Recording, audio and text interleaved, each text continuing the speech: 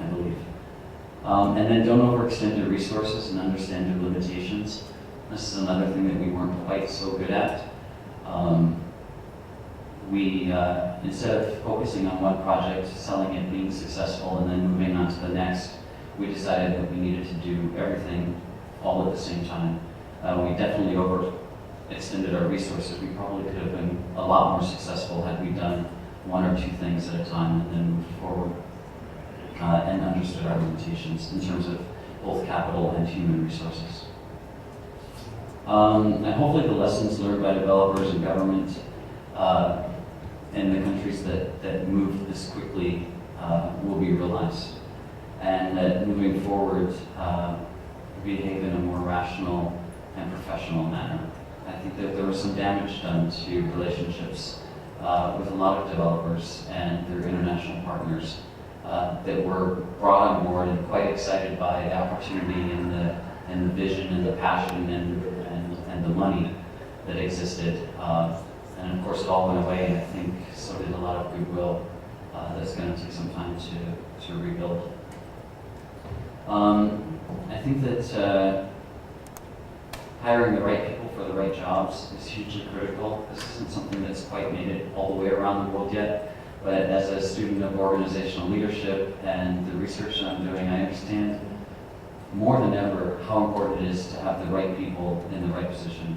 A lot of times for my own self and my own companies, I prefer to hire somebody with less experience and less bad habits, but that have the energy and the desire to do well. Readiness and willingness are two important factors.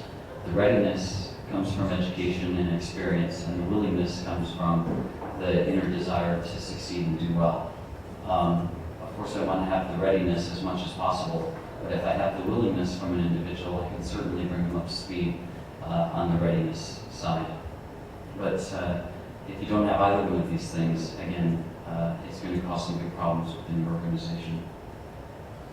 I want to develop and grow organizations through careful planning.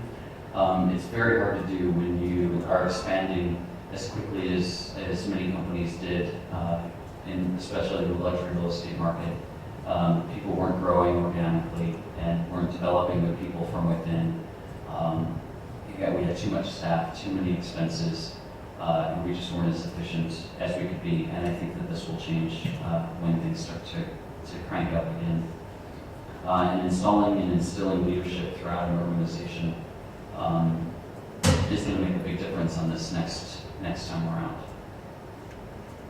And then finally, recognizing talent and nurturing and growing your talent within an organization. If we don't do this, then it's just a waste of our time and our resources, I believe. I was asked also to speak about some of the aspects of luxury developer style. Most luxury developers that I knew and worked with are currently not working and aren't doing too much at all. So I think that their style is very flamboyant, especially in this region of the world, in my projects here. Very much that you couldn't say anything to them, that they always knew the best way to go. And I think that everyone has been humbled by what's happened and is sort of trying to regroup. Some people have been put off by the whole experience and are going to move into other directions. And I think that a new crop of developers are going to spring forward and hopefully have the good sense to learn from what went wrong. You know, I kind of thought when I first arrived in Almaty that there was great potential for issues, and I was comparing the Almaty market to what happened in Hong Kong in the 90s, and basically sort of predicted it was a very real possibility that this could happen, and it in fact did.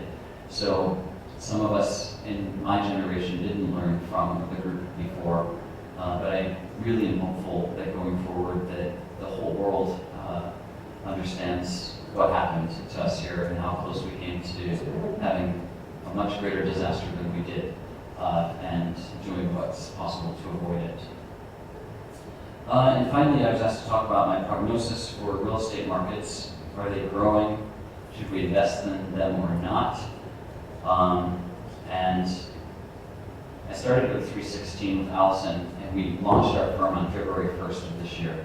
I've been back in the U.S. for about a year at this point.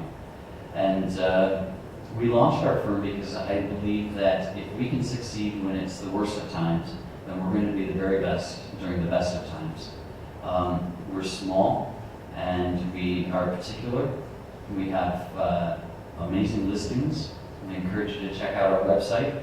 We currently, in the first 2 months of our operation, have about $50 million in listings in New York City, and we've concluded about $20 million in sales, so we're off to a very good start. We're looking to grow our business through special relationships. One of our best sales so far has been with the Russian buyer, and we're here meeting with people and looking to develop relationships to help bring more buyers into the New York market. Why? Because I think New York suffered about the least overall in the world. It's a very unique, dynamic, special market, as I'm sure you heard the previous speaker. Though I didn't understand quite everything she said, I would imagine that was part of the speech. We dropped about 30% value in New York City. We had a huge amount of excess inventory. We had an extremely slow 2009. But things turned around in the fourth quarter of 2009 and have been on fire basically in the first quarter of 2010 and now moving into the second quarter. We've seen inventories levels fall dramatically. We've seen some sprouts of new construction, which is really just bringing back to life some new construction projects that were mothballed for some period of time. And we've seen some slight rise in prices, and now moving into the second quarter.